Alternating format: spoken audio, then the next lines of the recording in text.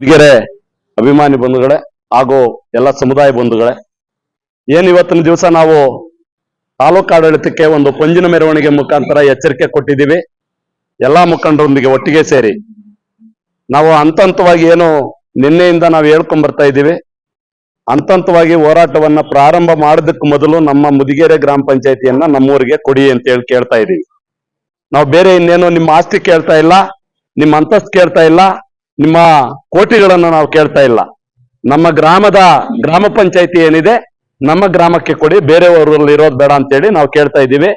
ಈ ಒಂದು ಹೋರಾಟದಲ್ಲಿ ನೀವು ಆದಷ್ಟು ಬೇಗ ಇವತ್ತು ಪಂಜಿನ ಮೆರವಣಿಗೆ ಮುಖಾಂತರ ಪಂಜನ್ನ ಹಚ್ಚತಕ್ಕಂತ ಒಂದು ಬೆಂಕಿ ಇಡ್ತಕ್ಕಂತ ಪಂಜಿನ ಹಿಡಿತವನ್ನು ಹಿಡಿದಿದ್ದೀವಿ, ಅದು ನಾಳೆ ಬೇರೆ ಮಟ್ಟಕ್ಕೆ ಹೋಗೋದು ಬೇಡ ಅನ್ನೋ ಒಂದು ಎಚ್ಚರಿಕೆಯನ್ನು ಕೊಡ್ತಾ ಈ ಒಂದು ಪಂಜಿನ ಮೆರವಣಿಗೆ ಮಾಡಿದ್ದೀವಿ.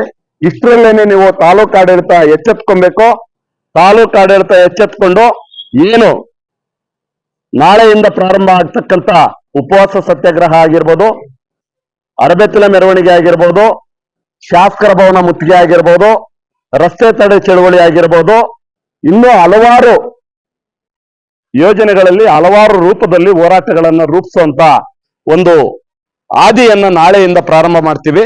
ಹಂಗಾಗಿ ತಾಲೂಕು ಆಡಳಿತ ಕೂಡಲೇ ಎಚ್ಚೆತ್ಕೊಂಡು ಈ 2 ದಿವಸದಲ್ಲಿ ನಮ್ಮ ಗ್ರಾಮ ಪಂಚಾಯತಿ ನಮಗೆ ಕೊಡಿ ಅಂತ ಹೇಳ್ಬಿಟ್ಟು ನಾವು ಈ ಹೋರಾಟದ ಮುಖಾಂತರ ಎಚ್ಚರಿಕೆ ಕೊಡ್ತಾ ಇದ್ದೀವಿ.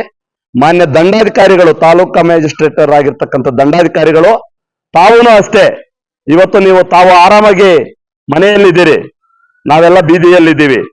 ತಮ್ಮ ಅಧಿಕಾರಿ ವರ್ಗ ಎಲ್ಲ ಮನೆಗಳಲ್ಲಿದ್ದಾರೆ, ನಾವು ಬೀದಿಯಲ್ಲಿದ್ದೀವಿ.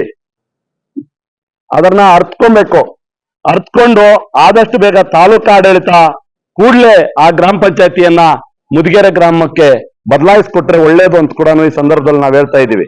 ಅದ್ರ ಜೊತೆಗೆ ಇವತ್ತು ಹೆಣ್ಮಕ್ಳು ಬಹಳಷ್ಟು ಜನ ಬಂದು ಇಲ್ಲಿ 7 ದಿವಸದಿಂದ ಹೋರಾಟ ಮಾಡಿರ್ತಕ್ಕಂಥ ಒಂದು ಹೋರಾಟ ಇದು ಬೇರೆ ರೂಪಕ್ಕೆ ಹೋಗ್ತದೆ.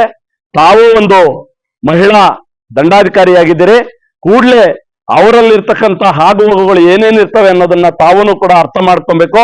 ಆದಷ್ಟು ಬೇಗ ಇದನ್ನ ಮುಗಿಸ್ಕೊಟ್ಟಾಗ ಈ ಒಂದು ಕಾರ್ಯಕ್ರಮ ಯಶಸ್ಸು ಕಂಡಾಗ ನಿಮಗೂ ಆ ಕೀರ್ತಿ ಉಳಿತದೆ ಅಂತೇಳಿ ಈ ಒಂದು ಹೋರಾಟದ ಮುಖಾಂತರ ತಮಗೆ ಒಂದು ಸಂದೇಶವನ್ನು ಕಳಿಸ್ತಾ ನನ್ನ 2 ಮಾತನ್ನ ಮುಗಿಸ್ತೀನಿ.